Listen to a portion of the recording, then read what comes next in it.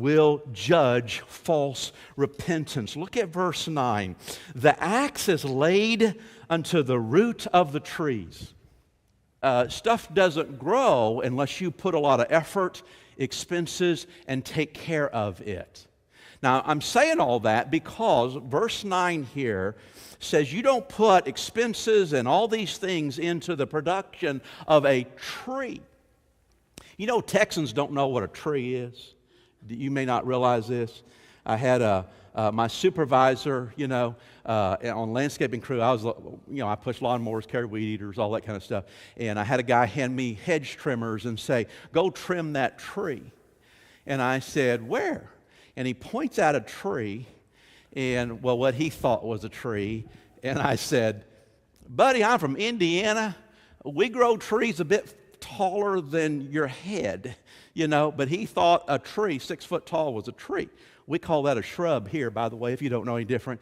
But trim that tree. Why? Because of all the energy it takes to grow large structures of trees. And we have massive trees here in Indiana and of course around the country in the Midwest here. But listen, you don't have trees that just take up space. Listen, I promise you they didn't know what an ornamental pear was in Jesus' day.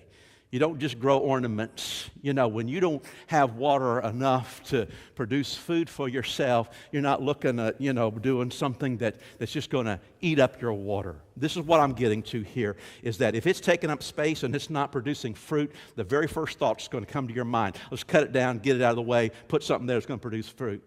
Let me tell you this. That's what God does. Do you catch that? This is what God does in the church. He says, I expect believers to produce fruit. This is why 1 Peter chapter 4, verse 17 will describe the judgment of God begins in the house of God. Because God says, I expect you to produce fruit. And if you're not, God's judgment comes.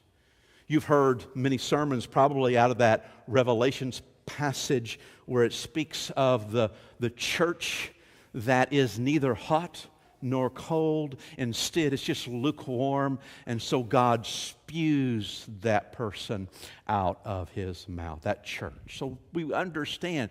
God says, I'm not bringing people to a faith in Jesus Christ to sit down and do nothing.